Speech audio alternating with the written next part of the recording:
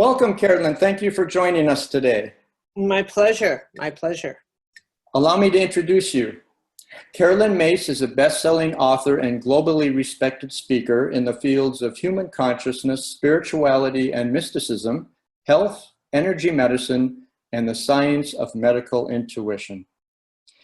Caroline, you will be co-teaching one of the 7 modules in Andrew Harvey's upcoming course, The Fierce Feminine, Reclaiming the Gifts of Your Radical Divinity. Why did you agree to participate in this program? Well, first, Andrew is a very, very close friend of mine, one of my dearest friends, and he lives almost next door. So that's a personal reason. So I would do anything to support Andrew. And I had a number of conversations with Andrew about this subject, which is very dear to Andrew. And so he asked me to participate in it, in his program, which I find very significant. I think the subject matter Andrew's approaching is very vital, very important. And probably he asked me because we're close friends, and probably because he sees my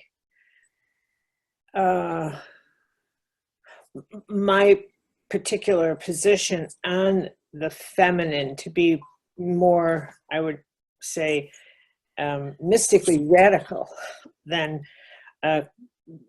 most people, I imagine. Yeah, that's why. Okay, well, I'm glad you're part of Andrew's team. We already recorded it, and I think it's already played. So, you know, Andrew and I have a way of engaging each other's radical nature. So you know, as I said to Andrew many times, I don't relate to the feminine in the sense that he does. Which is interesting because in Catholicism or in the Catholic tradition, the role of the Madonna plays a very significant part. And he always talks about the Black Madonna, the emerging feminine, and my position with him is, I don't know what you're talking about. So we have a really interesting discussion. So anyway, that's why I participated. Well, that sounds like something that will be very valuable to listen to. Thank you for participating in that. Yeah. Well, today in this interview, we'll be talking about prayer and contemporary mystical experiences. But first, let's establish who we are praying to. The ancient rishis of India defined God as that supreme intelligence which governs everything. What is your concept of the divine? Law. My concept of God is law. To me, God is the manifestation of the divine is law and nature and the governing system of nature. And all of the laws that operate the life force, to me, are a representation of the nature of the divine. So I see the divine as a system of what is constant, what is reliable, what is equal to all life, what has no religion at all, what transcends life on this planet. I do not see an earth-centric God at all, certainly not one that looks like us, walks like us, and holds court in the earth legal sense. I think any God that is represented by a religion is erroneous. So for me, the mystical traditions are, in all religions, are the ones that the mystical traditions are the jewels that contain the mystical laws. And that's what makes them so precious and valuable, because what they have in common is that they speak of the laws of the universe, whether you're dealing with Buddhism or Hinduism, Sufi, the Christian mystical traditions. They talk about, they've penetrated past the illusions of religious dogma and doctrine, and they've made it through the veil to the cosmic teachings of law. So for me, the divine is, it lets its nature be known through the consistency of law, which carries on through galaxies and orbits and is consistent as you go out well past the boundaries of the Milky Way and into the other systems of life. And as we stand on the precipice of entering a galactic era, we can no longer afford to hang on to Earth-centric religions that have as their fundamental doctrine concepts, teachings that divide human beings from one another, because at their core, that stands in contrast to the laws of nature and to the primal mystical teachings that say all is one. That is one of the primary laws of the universe, and that's one of the governing laws of your own bio-spiritual ecology. That all is one in your biology, your bio-spiritual ecology. So if you hold to a spiritual doctrine or an idea that your religion makes you different than another person, right there, that illusion is a crisis with your bio-spiritual ecology. And that right there tells you that holding to a spiritual creed that separates you from others is an illusion. So for me, God is a universal law system. And that law runs our biology. It runs our bio-spiritual ecology, as I call it. It is the same with nature. Our bio-spiritual ecology runs on the same laws as nature. And the ecology of our individual planet is identical to the ecology of the planet as a whole. And that is the teaching of that primal law. What is in one is in the whole. What I do to one, I do to all. As above, so below. And that to me is the order of the universe. I haven't heard it quite put in those terms, but I have to say it's very close to my understanding too. I like the way you phrase that. Yeah. As far as prayers, whether we're talking about prayers of supplication, prayers of gratitude, or intercessory prayer, why do you consider prayer such a rich subject for exploration? Well, I think that's the mystical mystery. Because this universe is two things simultaneously that can appear to be incongruent, but in fact are deeply harmonious. And that's that the universe is incredibly impersonal. And that's where law comes in. That, the law of gravity, no matter who you are, no matter what you believe, no matter how old or young, tall or short, if you jump off a building, you're going to fall. If I jump off, I'm going to fall. It doesn't matter if you're an atheist, a believer, a Hindu, Buddhist, or Druid, you're going to fall because the law of gravity governs us. It's impersonal. It doesn't matter if you're a good person or a bad person. So that childish creed people cling to, that bad things should only happen to bad people, and if I'm a good person, a bad thing should not happen to me, has no relevance. At the same time, though this is a completely impersonal universe governed by laws, gravity and cause and effect, and the law of sensation, the law of change. Change is constant, says Buddha. There's nothing you can do about that. the universe is deeply intimate. Somehow, in ways we will never understand, we are personally known to whatever the system of divine being is. Somehow our actions matter. Somehow our intentions matter. And we can make up stories about why that's so, and we can make up stories about how significant we think we are. And I hear people say all the time, I know I was born for something special, though that's just their way of being important. And because we've become a people who disdain being ordinary. You know, it's their primary prayer is, God, make me anything, but don't make me ordinary. And they have no idea in their head what they're saying or how they're cursing themselves by thinking that way. But, and how they're mapping a life of true suffering for themselves by searching to be extraordinary, other than ordinary. But in ways, the idea of intimacy is a mystical concept.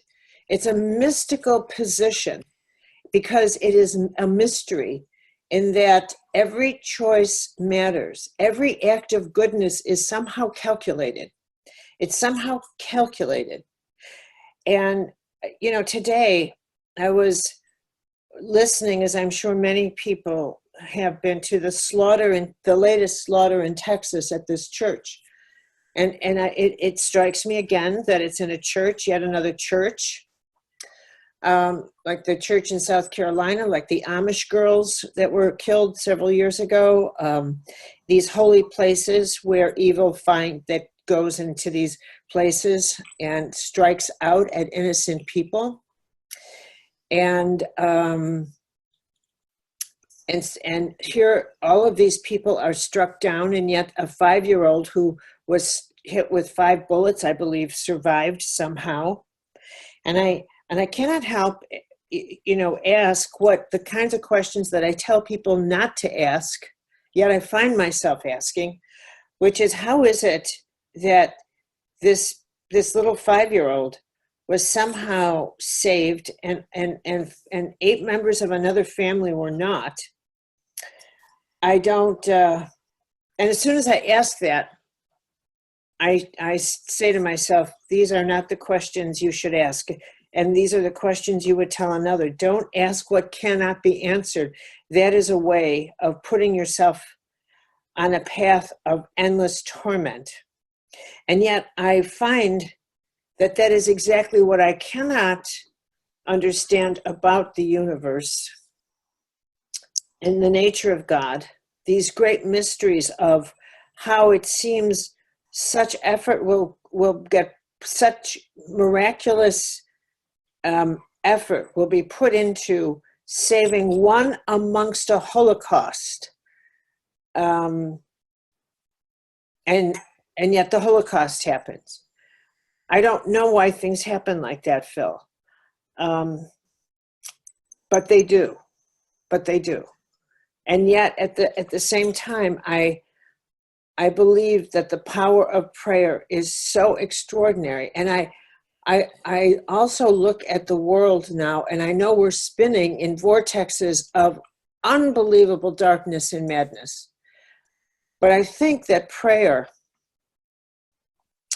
is and acts of goodness that really are in themselves a type of prayer, offset innumerable acts of darkness that generate psychic free radicals in our energy field that become the fodder for collective dark acts that form the psychic fields that breed collective dark things like that madness that makes people want to go to war, that get behind politicians when they suggest that the way to solve something is to bomb it, that somehow that suddenly becomes a positive idea when in fact nothing could be more preposterous.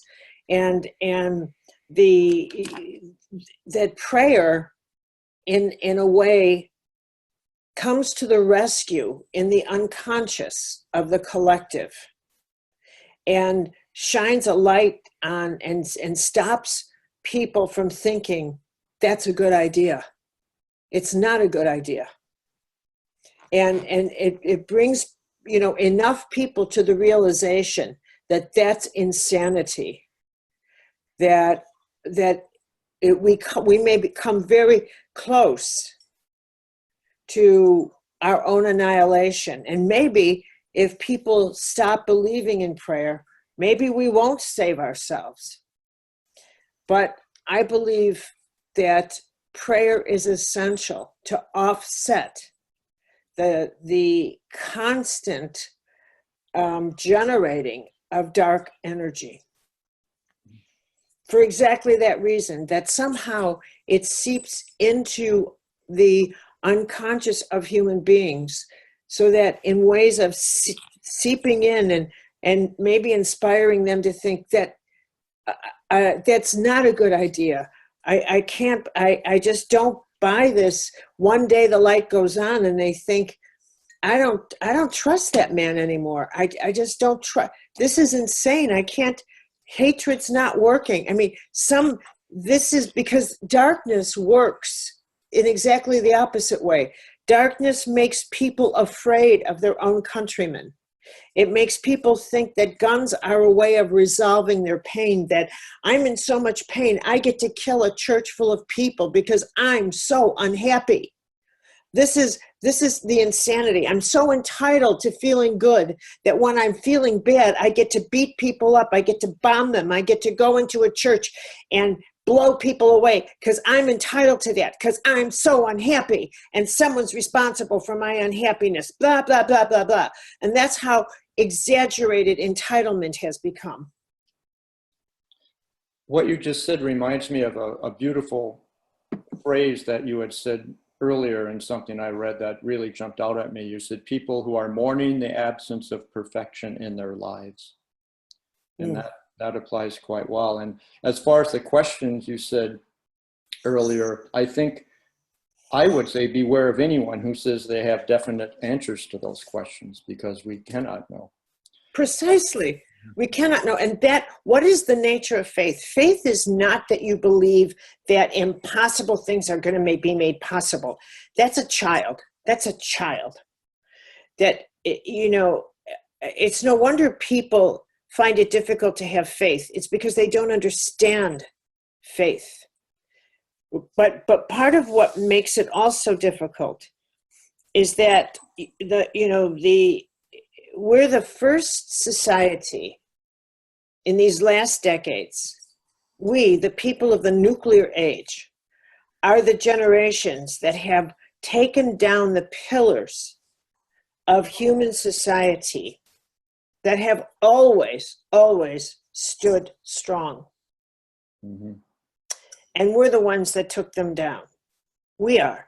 Pillars that people never really even thought about because they never considered they could come down.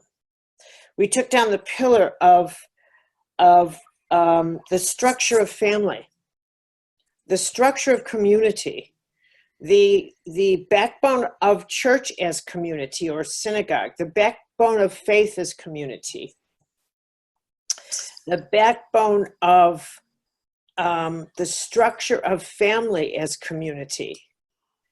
We took all of that down. We took down. It's very rare for people to have this sense of habitus maximus in them. It's a Latin phrase. It means the maximum habits of the heart that are passed down by learning through the continuation of education from the same elders to the children, which would include the solid passing on of traditions and in a sequence of time, in the passage of time that includes rituals, such as bar mitzvah, such as communion, such as confirmation, such as the rituals that say this is your passageway into your young adulthood, into an age of more responsibility, so that the marking of the significant passageways into moving into, and this is the critical word, accountability. We are now gradually holding you more accountable, not responsible, but first comes accountability. We want you to account for how your day was. What did you do? What choices did you make? I listen to people say as adults, they have to go to therapy to learn to say, I know I'm responsible for this. Suddenly in their 40s and 50s, they're learning to say, I recognize I'm responsible for my actions, as if that's an accomplishment. To say in their 40s and 50s that they're responsible for something. And they act like that the light bulb goes on. I'm responsible for what I feel and what I say. But beyond saying it, they have no concept. First of all, they're about 25 or 30 years late on conceptualizing, getting what responsibility means in terms of habitus maximus. They're about 30 years late.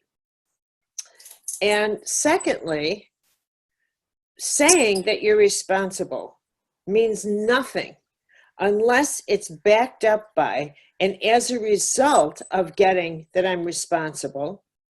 These are the three things I am now going to do or not going to do, because I realize these actions are something I can no longer participate in or do or think or say. I share your amazement at that. I'm responsible. I realize now at age 56, I'm responsible. Holy my God.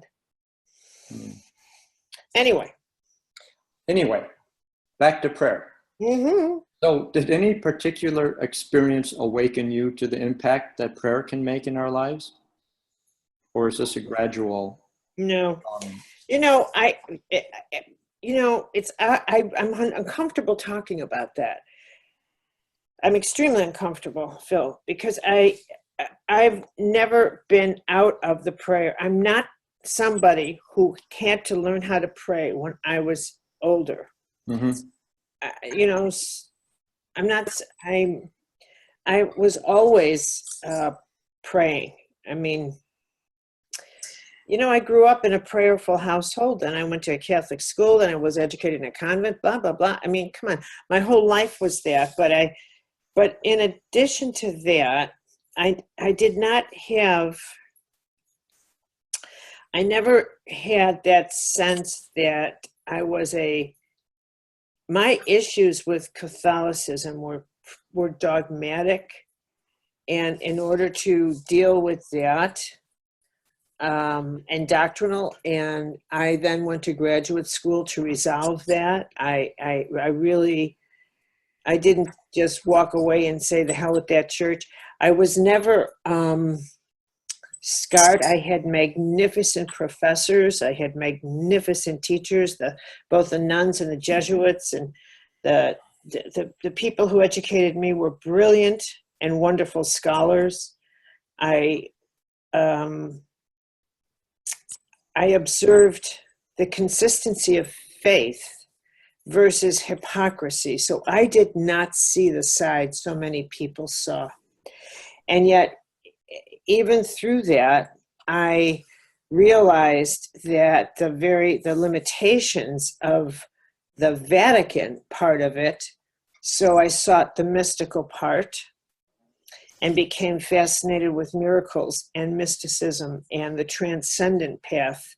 So I left as I said, the doctrine, and pursued the miraculous, because that has no religion to it. That was something entirely different. And it was through that the power of prayer. I was fascinated with what was it like for these people, these wondrous human beings like Francis of Assisi, and these marvelous, marvelous human beings, to experience being called. What was that voice? What was that voice? And what was it like to the mystical experience when that anguish people have when they want their life to mean more than it does, and yet they are so often afraid to pursue that. What are they afraid of? And I understand that. I understand that. So, people are afraid that somehow if they pursue their spiritual life, that their physical life will disintegrate like dust in front of them. They'll become celibate. They'll lose their financial. They'll lose what they like. Somehow, it's always a choice between heaven or earth, body and soul. That somehow they sacrifice one world for the next, and I understand that, because that certainly has been the way it has been. I mean, if they look back, the model of these last centuries has been the pursuit of the inner life, has been a monastic one. So I get that. But the contemporary mysticism now is morphing, is adjusting to the contemporary mind, to the high-tech mind. And just like religion, all religions, there's a collision with the gods going on. And all religions are dismantling all their mythologies. We no longer fit into the mythologies of traditional religions. It's not a fault of the religions. It's this moment of evolution. It's quite a profound time to be alive. Those mythologies, the virgin birth and the mythologies of following an angel to a cave, and all of the mythologies that there's a piece of real estate in the desert that somehow was promised. I mean, all the Abrahamic religions and all of them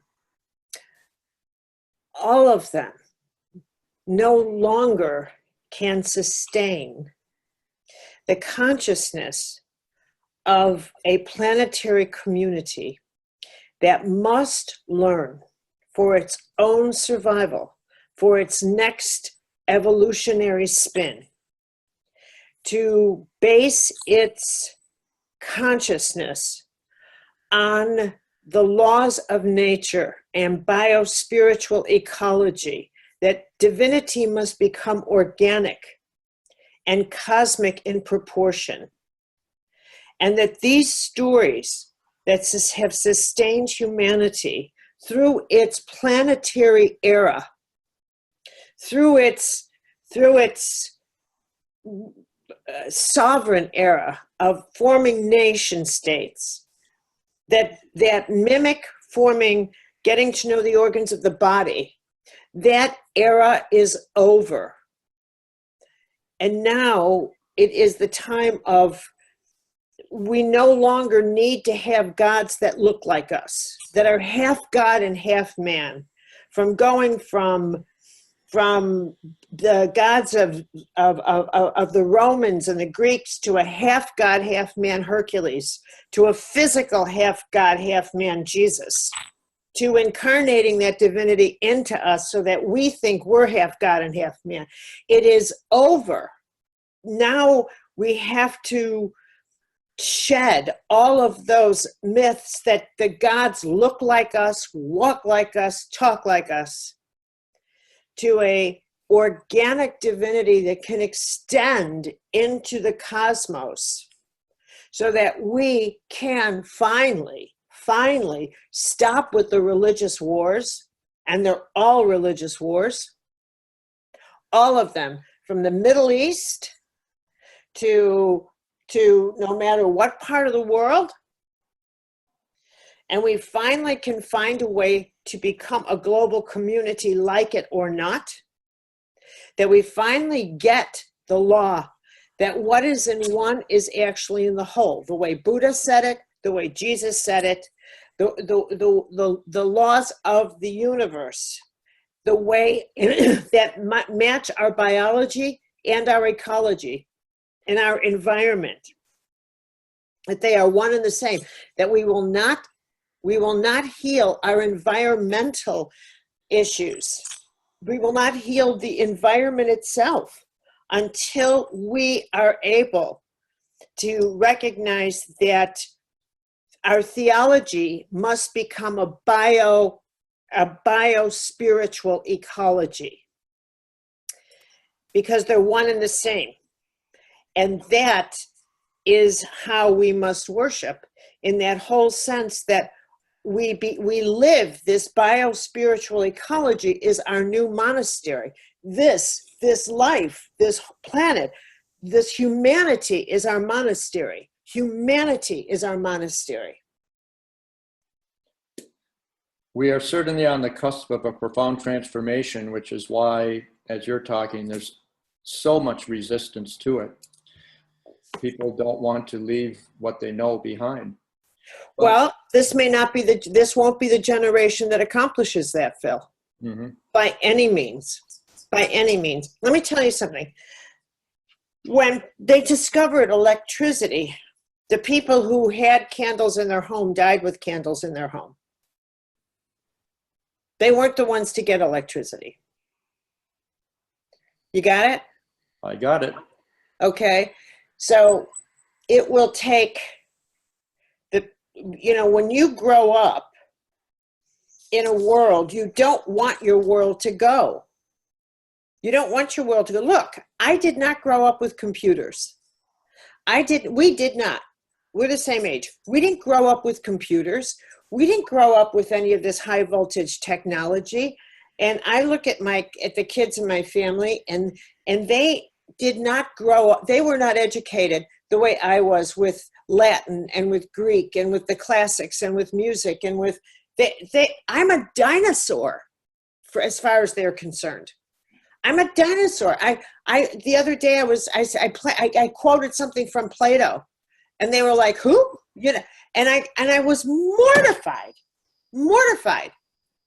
that they didn't know Caesar's Gallic Wars, that they don't know Plato, but it has for them, it is of no use. It has no relevance. Wait a minute. There's fingerprints on these glasses. I can't stand it. It has no relevance. Nothing. It has no relevance. And it has only relevance for me. But that's my generation, my era. What they learn has no, I listen to their music, and I thought, if that plays one more second, I will confess to Abraham Lincoln's murder. I will do anything to turn that off. And I think no one will remember their horrible music 1 year from now or 2 years from now. But the music of my generation, the music of the Beatles, people still play it because it's gorgeous. That is not music. But I will never adapt to their world. Never. I will not do it. Because I feel my world is superior, and I'm not letting it go. I'm not letting go of parts of my world. So I am not accommodating their world in many, many ways.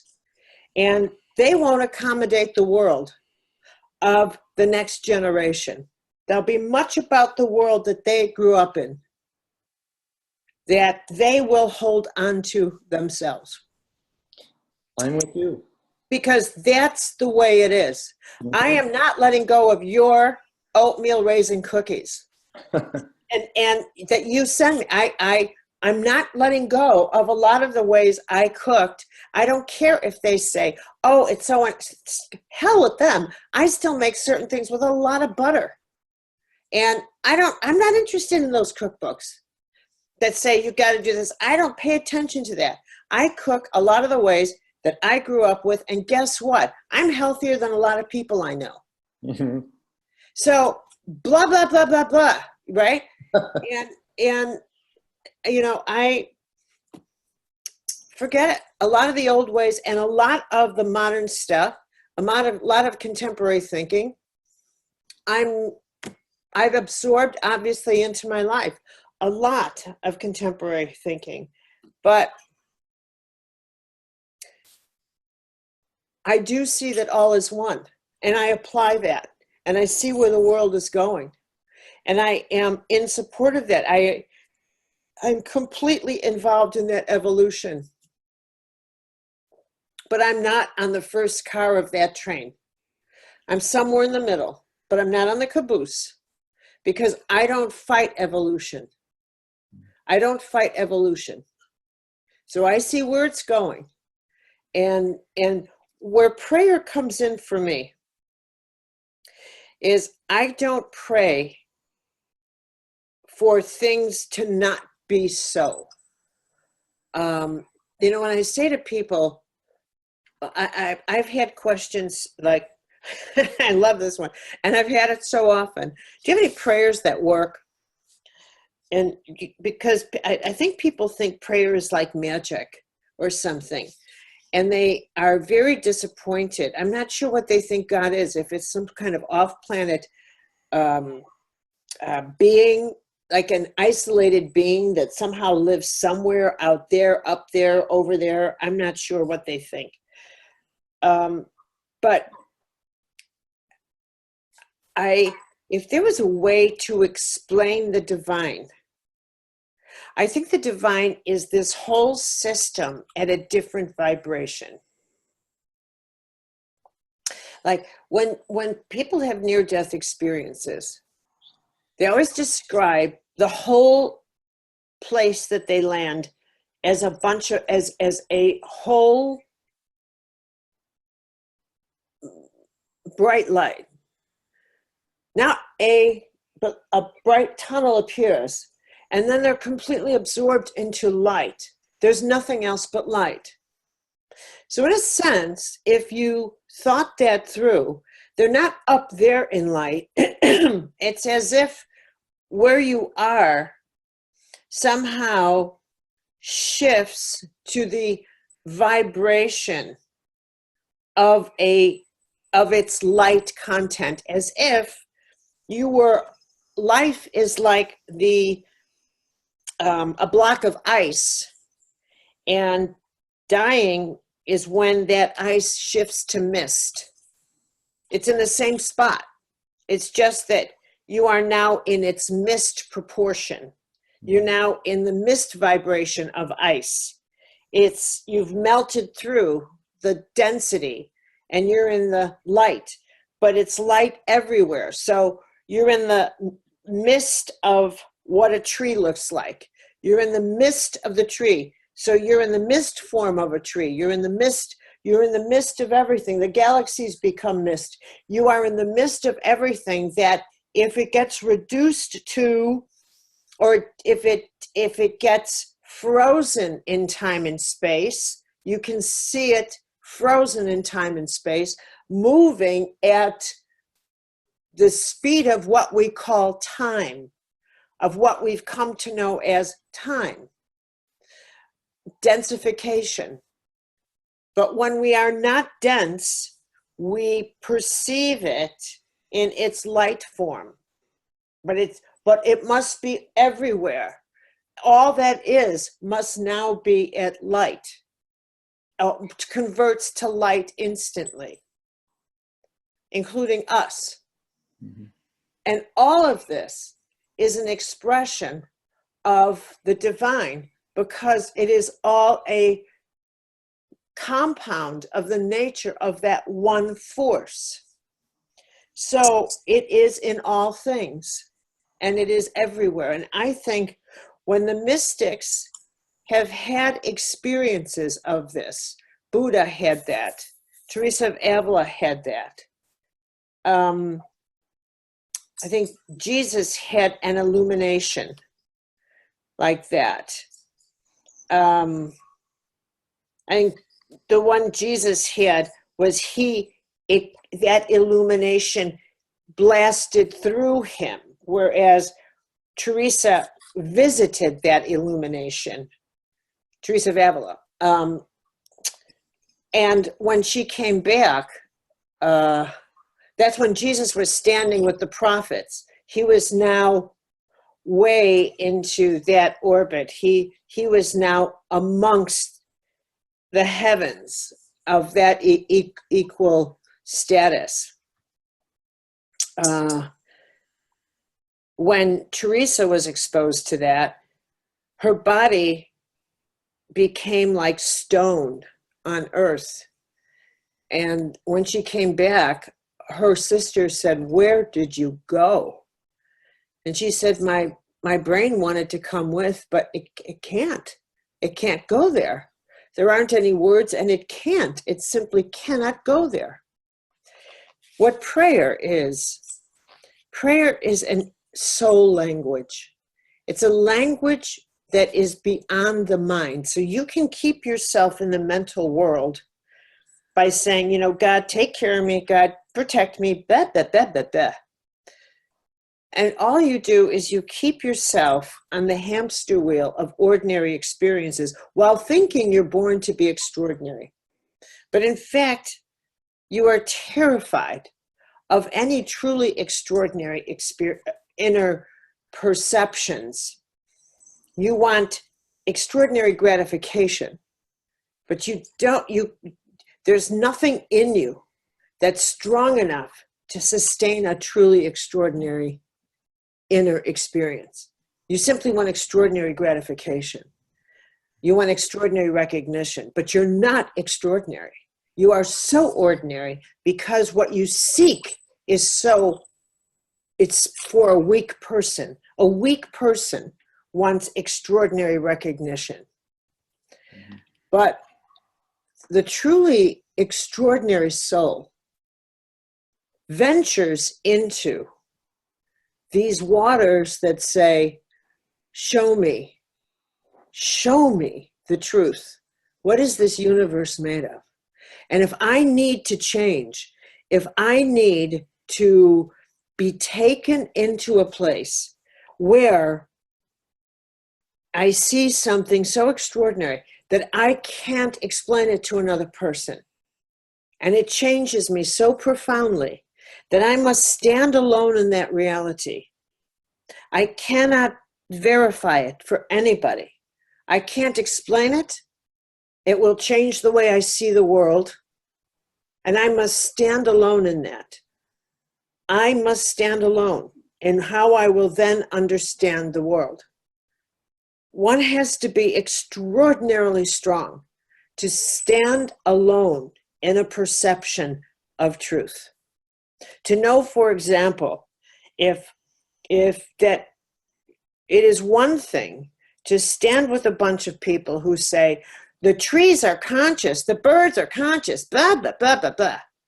It is another thing entirely to actually be taken into that consciousness and to feel, sense, hear, smell, taste, and sense the vulnerability of a dying tree in you, or hear the animals say, we're terrified. Where are we going to live after this pollution gets our trees? What are we going to do? To actually sense, to actually know their consciousness and have them wrap you into their pain. It's one thing to observe it. It's another thing to actually comprehend it within your consciousness so that you can now interpret their bird song. It's not just pretty little music that we hear in the morning. You understand that they're speaking a language. But you can't tell anyone that. And you no longer get to say, oh, they think I'm crazy. You actually get the communication system of nature, because nature doesn't waste a beat. It doesn't waste a sound. Every sound is part of an integral communication system. Every single sound. Those sounds are not out there to amuse human beings. Every sound is part of an integral communication network among all creatures. Human beings think the whole of nature was set up to amuse us. Its sounds, its visions, everything is all about us. That's how self-centered we are. When in fact, it's an integral communication system. And you're exposed to that, you get it, and you come back into your body. And you have to stand in that knowledge by yourself. Because you can't communicate that. This is the same reason a lot of people don't heal instantly, Phil. Because in order to sustain a miracle is when God bends the laws of nature for you. So instead of healing at the speed of ordinary time, or healing at all from an illness that is considered terminal, heaven bends those laws and you heal in 6 seconds instead of 6 months or 6 years. But what happens for most people is they can't take the phenomenon. They can't withstand the response of having experienced a phenomenon when a lot of people say, why did that happen to you? Well, I don't understand why it happened to you. Or, you were never really that sick. Or, I don't believe you. Or, the responses that happen to a person who experiences a miracle,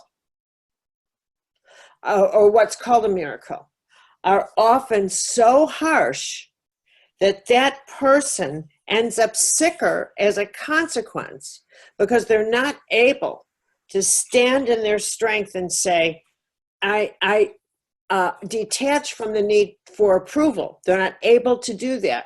Instead, they reach for approval and they say, if you don't approve of this, how dare you? How dare you not approve of my miracle?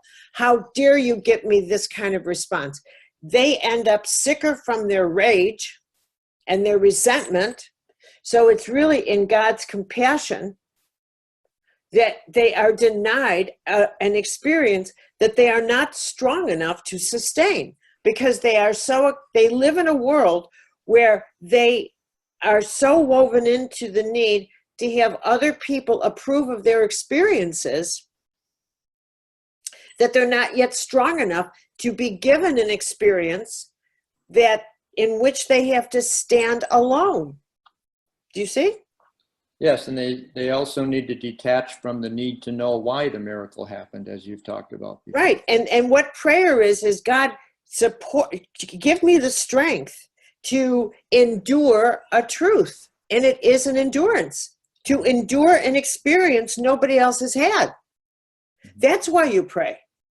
Give me the grace to endure a truth that nobody else has seen. That's why you pray. You don't pray to get stuff. You don't pray to, make this easy on me, will you, God? Because I'm not having a good time here. It's, give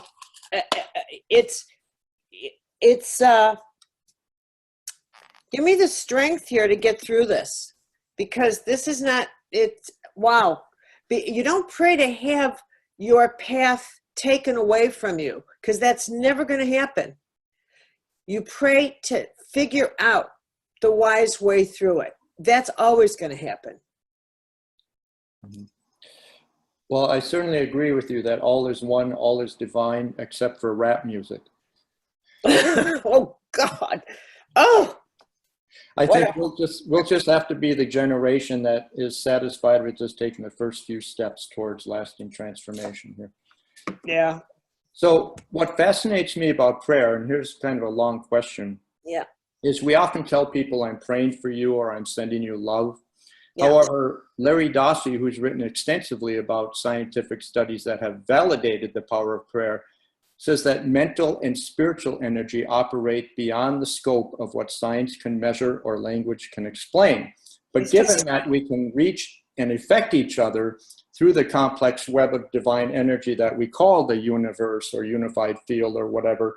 The word energy in this context can be considered a metaphor for the instantaneous effect of compassionate human intention.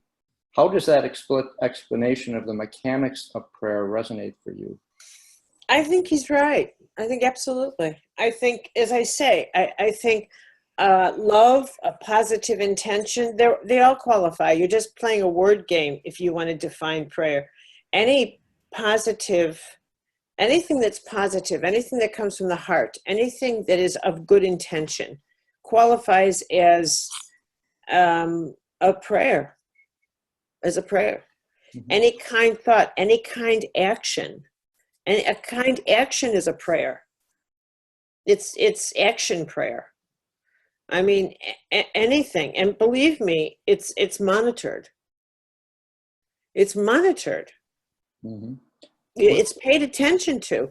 The slightest thing you do towards someone that's positive, just like negative. And I have to tell you, angels manifest themselves. Angels show up. I mean, and they're in disguises in life all the time. A homeless person on a bench could be an angel. And I am not kidding you. I am so not kidding you. So not kidding you. And you walk by that and you think, oh, get a job, you dirty creature. Yep. You're going to hear about it. Yep. Couldn't agree more. You are going to hear about it. Do you consider intuition a form of divine guidance, and is that a channel through which prayers may be answered? Well, there's levels of intuition. There's organic divinity, which is your animal instinct.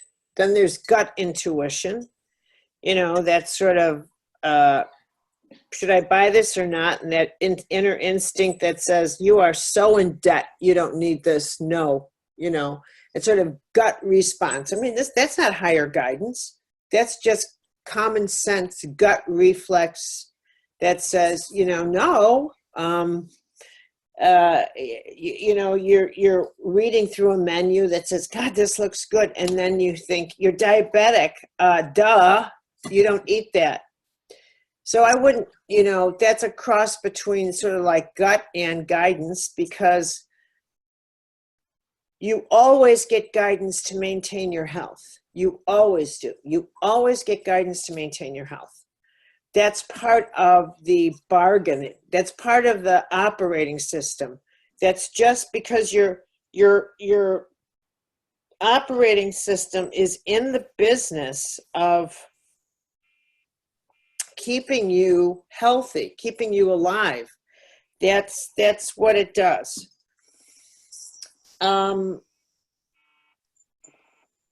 But higher guidance is another thing. I mean, I think that kind of what I would call inner dialogue, where you say, God, grant me counsel. I need to know what to do here.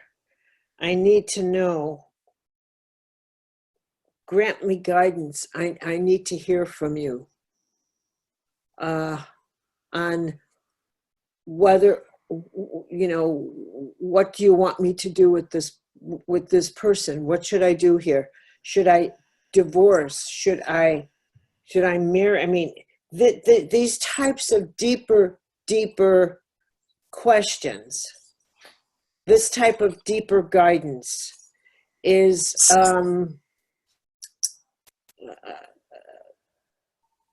requires a bit more, because you're not able to tell yourself, well, I don't like what I just heard, so I'm going to tell myself I didn't hear anything.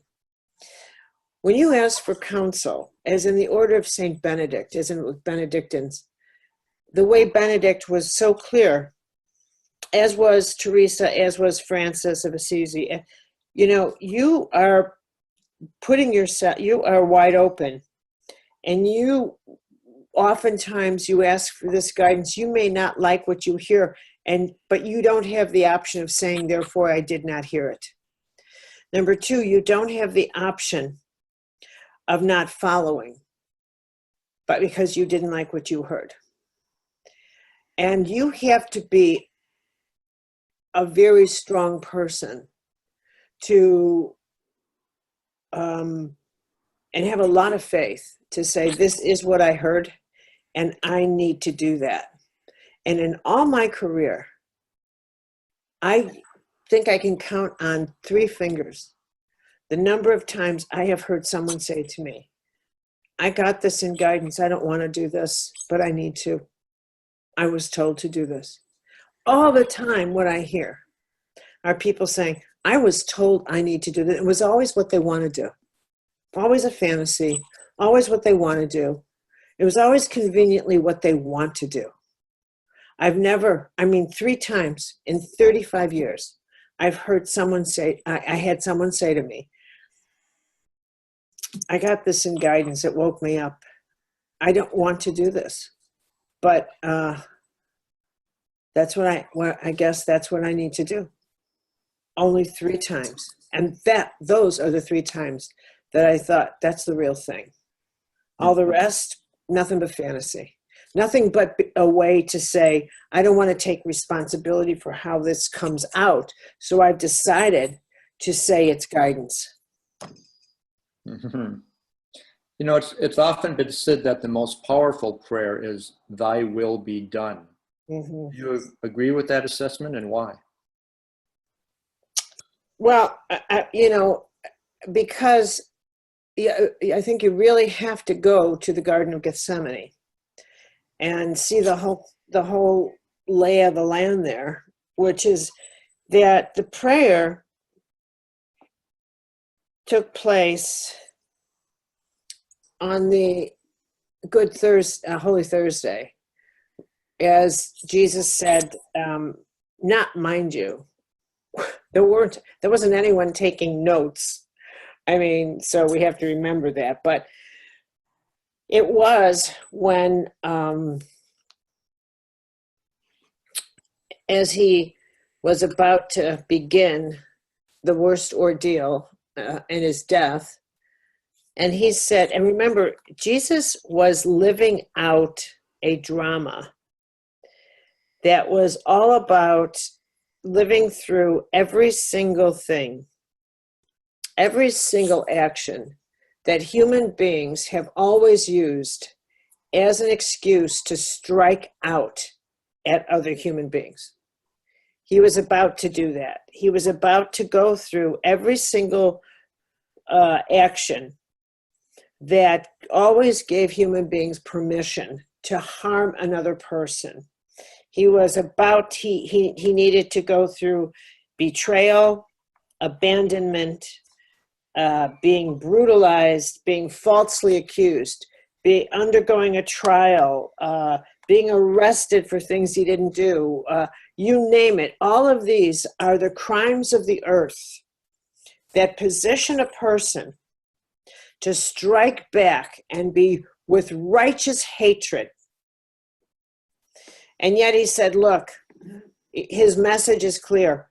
You have no idea why things are as they are, but I'm going to tell you, if you strike back, all you will do is continue this endless cycle of self-righteous hatred. And I'm here to tell you that it's like a crucifixion. You'll just keep it up and keep it up and keep it up. It's you I'm trying to save from this, not me. You. So I'm going to show you that it is a crucifixion. And the pain of you trying to stop it is going to be this crucifixion. You are going to feel like you're crucifying yourself, because you are, but you're crucifying the hatred in you. You're killing it. You're killing that part of yourself. You have to sacrifice that part. That's what you're going to do. So I'm going to go at it in the extreme.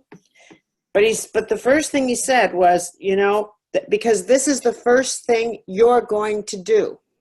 You are going to say, I don't want to do this. And you're going to pray to God, and you're going to say, get this cross away from me. Is there any other way through this? And you're not going to hear a thing. So I'm going to tell you that right now. And not hearing a thing is an answer. It is God's way of saying, I don't waste my words.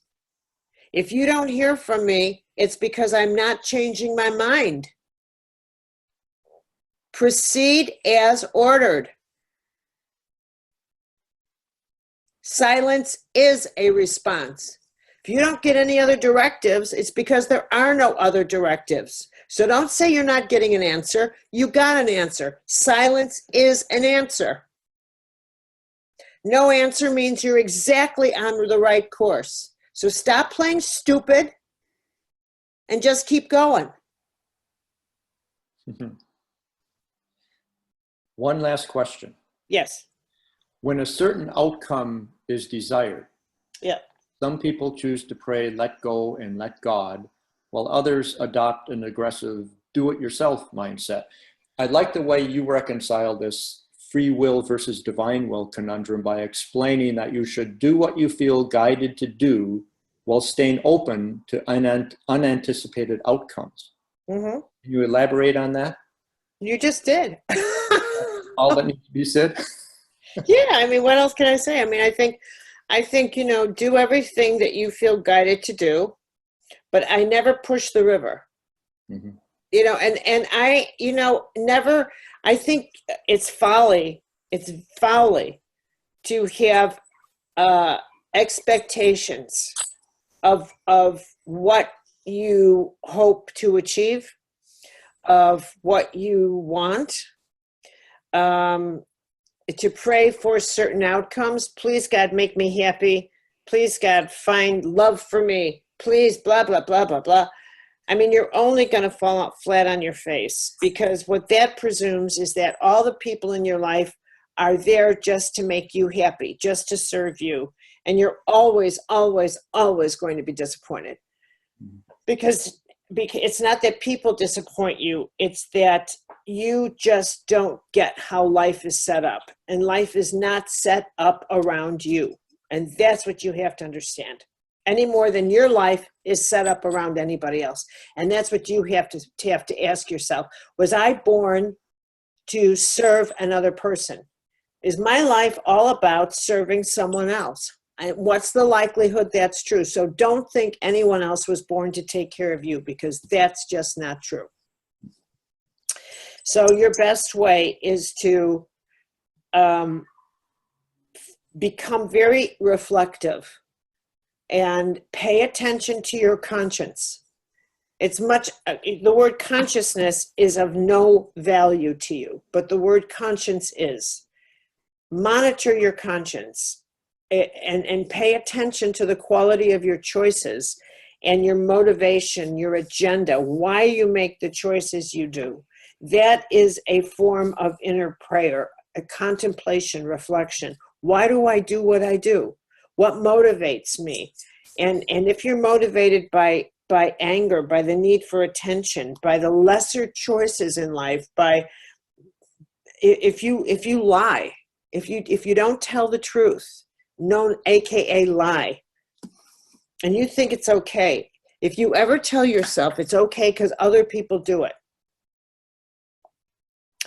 then you need to seek someone for a confession, because you have to tell yourself, I'm very comfortable in darkness and I need to do something about that, because no one else's life can be used to explain your decisions. And being okay with telling things that are not true is, if it's become a habit, you have to do something about that. Thank you so much, Caroline, for sharing your thoughts and wisdom with us today. This was extraordinary. I loved it. And I always look so forward to hearing your unique perspective on such complex topics. I very much appreciate your time. My pleasure, Phil. My pleasure. And I look forward to my cookies. I suspect there may be a batch with your name on it arriving soon. Thank you, darling. Bye-bye. Bye.